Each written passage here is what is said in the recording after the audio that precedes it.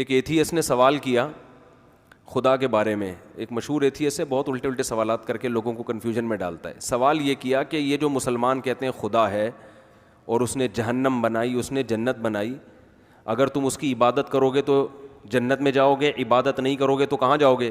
جہنم میں. تو اس نے کہا کہ کامن سینس کی بات ہے کہ خدا اگر ہے تو اس کو کیا پڑی لوگوں کو جہنم میں ڈالے وہ. یہ تو بچے ضدی ہوتے ہیں نا کہ مجھے یہ کھلونا چاہیے, نہیں ہوگا تو میں یوں کر دوں گا, میں یوں کر دوں گا. تو خدا کو اپنی عبادت کی اتنی پرواہ پڑی ہوئی ہے کہ یار میرے سامنے سجدہ کرو, نہیں تو آگ میں پھینک دوں گا. ہیں تو کیا معاذ اللہ خدا کا ظرف اتنا چھوٹا ہے کہ جو اس کی عبادت نہیں کرے وہ اٹھا کے آگ میں ڈال دے گا؟ یعنی دنیا میں اگر اولاد باپ کی ایسی نافرمانی کرے تو باپ کا ظرف بعض دفعہ بڑا ہوتا ہے, کہتا ہے جا بیٹا میں نے تجھے پیدا ہو گیا, جا چھوڑ یار, جا جو لائف کو انجوائے کر, مجھے ٹینشن نہ دے, بس یہی کرے گا نا بہت زیادہ. اور ظرف چھوٹا ہوگا تو چمبے لگائے گا اس کے. ظرف کی ڈیفینیشن یہی ہے نا کہ آپ میں برداشت کتنی زیادہ ہے, آپ چھوٹی چھوٹی باتوں کو اگنور کرتے ہو یا اس کو سیریس لیتے ہو. آج کل اس کو ظرف کہتے ہیں, اٹ از کالڈ ظرف. تو اللہ کا ظرف کیا اتنا چھوٹا ہے کہ کوئی اس کی عبادت کرے نہ کرے, نہیں کرو گے تو اس کو اتنا غصہ آتا ہے, بھائی مجھے کیوں نہیں مان رہے, مجھے سجدہ کیوں نہیں کر رہے, مجھے چھوڑ کر بت کے سامنے کیوں جھک رہے ہو. یعنی ان کا کہنا ہے اللہ اگر ہے, بالفرض اگر اللہ ہے تو اس کا ظرف اتنا بڑا ہے, وہ ان چھوٹی موٹی چیزوں پہ وہ نہیں, اس کو ٹینشن نہیں ہے. یہ مسلمانوں کی بنائی ہوئی باتیں ہیں. جو بھی باطل لوگ اعتراضات کرتے ہیں نا, انہی کے اعتراض میں اس کا جواب موجود ہوتا ہے. یعنی آپ اللہ کا ظرف بنا رہے ہو بڑا, اور بڑے ظرف کی ڈیفینیشن یہ ہے کہ وہ غلطیوں پہ آپ کو سزا نہ دے. یہ غلطی ہے نا کہ خدا نے بنایا, وہ کہہ رہے میری عبادت کرو, آپ پھر بھی عبادت نہیں کر رہے, یہ غلطی ہوئی نا. غلطی, اس کو غلطی تو سب مانیں گے. نہیں آ رہا سمجھ میں, رہنے دو یار.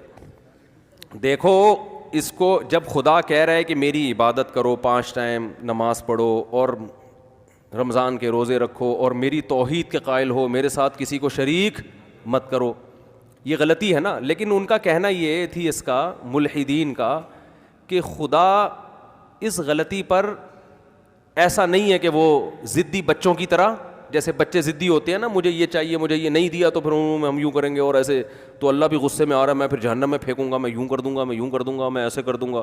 تو اس کا مطلب معاذ اللہ کا ظرف ایسا ہی ہے جیسے بچوں کا ظرف ہوتا ہے. یعنی اللہ غلطیوں پہ اتنی سی غلطیوں پہ اتنی بڑی بڑی سزائیں کیوں دیتا ہے؟ خلاصہ یہ نکلا کہ اللہ غلطیوں پہ سزا نہیں دے گا.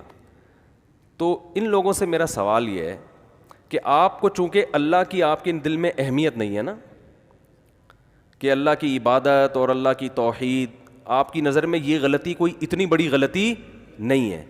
لیکن اگر ہم اس بیس پہ اللہ کا انکار کر دیں یا اللہ کی جہنم کا انکار کر دیں تو پھر کچھ غلطیاں ایسی ہیں جو آپ کی نظر میں بھی بہت بڑی بڑی غلطیاں ہیں.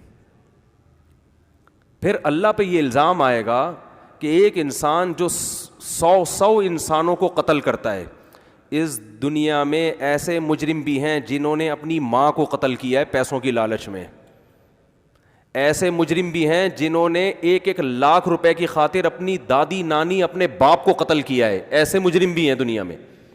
ایسے مجرم بھی ہیں جنہوں نے لاکھوں انسانوں کا خون بہایا ہے. اس کا مطلب پھر یہ ہوا کہ اللہ کا نظام ایسا کرپٹ نظام ہے کہ اس نے بنا کے چھوڑ دیا, لیکن آخرت میں سزا کا کوئی تصور اس نے نہیں رکھا. دنیا میں تو سزا ملتی نہیں ہے, وہ تو لاکھوں میں کسی ایک کو ملتی ہے, اور وہ بھی پوری سزا کبھی بھی نہیں ملتی.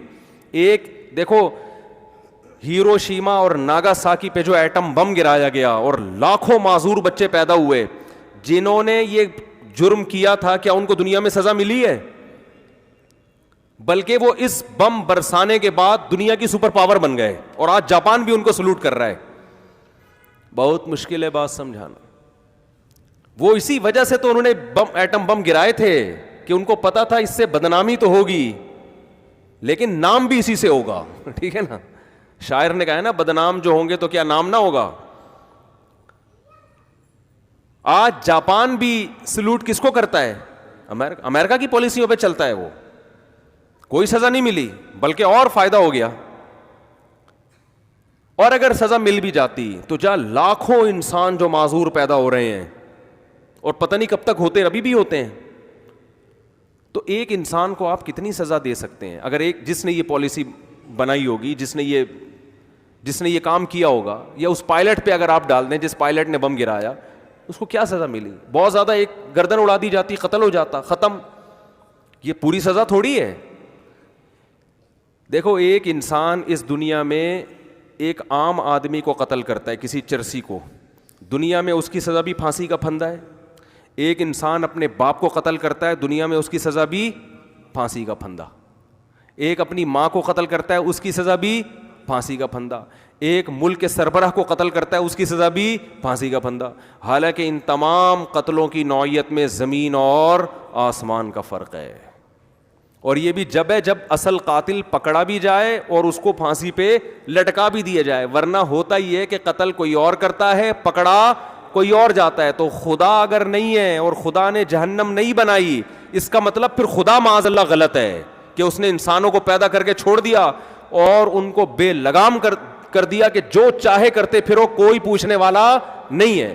دنیا میں دو نظریے ہیں، خوب یاد رکھیں. ایک نظریہ یہ کہ آخرت میں جزا و سزا نہیں ہے، ایک یہ ہے کہ ہے. اسلام یہ کہتا ہے کہ ہے، اور اسلام کے علاوہ کیا کہتے ہیں کہ نہیں ہے. جو اسلام جو کہتا ہے نا کہ ہے، اس پر جتنے اعتراضات ہوتے ہیں، اس سے زیادہ اعتراضات ان لوگوں پر ہوتے ہیں جو کہتے ہیں جزا و سزا نہیں ہے. ان کا مطلب انسان جو مرضی کرتا پھرے، اس کی کوئی کرائٹیریا ہے ہی نہیں، کوئی معیار ہے ہی نہیں. آخرت میں سب معاف ہے، کیونکہ مر کے مٹی ہو کے کیا ہو گئے، ختم. یہ خدا کی قسم زیادہ، اگر اللہ ہے تو پھر یہ اللہ پر اس سے بھی بڑا الزام ہے. ملحد نے اللہ پہ کیا الزام لگایا کہ خدا اپنی عبادت نہ کرنے پر جہنم میں ڈال دیتا ہے. اس کا مطلب ہے کہ یہ مسلمانوں نے جھوٹ کہا ہے، کوئی جہنم نہیں ہے. ہم کہتے ہیں اس کا مطلب یہ ہوا کہ کروڑوں انسانوں کو قتل کر دو پھر بھی جہنم میں نہیں ڈالے گا وہ. یہ زیادہ بڑا الزام ہے. بہت مشکل ہے بھائی. اس کا مطلب پہلا جو الزام آپ لگا رہے تھے نا، وہ اس کو آپ الزام سمجھ رہے ہو، حقیقت میں وہ الزام نہیں ہے. کیونکہ جرم کی نوعیت، جرم کی کوانٹٹی نہیں دیکھی جاتی، جرم کی کیفیت دیکھی جاتی ہے. ایک انسان 10 لوگوں کو قتل کرتا ہے، وہ اجنبی ہیں، اور ایک اپنے باپ کو قتل کرتا ہے. باپ کا قتل کرنے والا ایک شخص کو قتل کیا، لیکن اللہ کی نظر میں یہ بڑا مجرم ہے ان لوگوں سے جنہوں نے 10 انسانوں کو قتل کیا، کیونکہ اس نے اپنے ماں باپ کو قتل کیا نا. تو اسی طرح یاد رکھو کہ اللہ کی نظر میں سب سے بڑا مجرم وہ ہے جو اس کائنات کو بنانے والے کی نافرمانی کرتا ہے. کیونکہ دیکھیں جتنا گہرا ریلیشن ہوتا ہے نا، جرم کی نوعیت اتنی زیادہ بڑھتی ہے.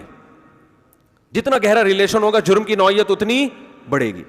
آپ ایک اجنبی کو قتل کر دیں جس کو آپ جانتے نہیں ہو، آپ نے پیسے چھیننے کے لیے اس کو مار دیا، یہ بھی بڑا جرم ہے.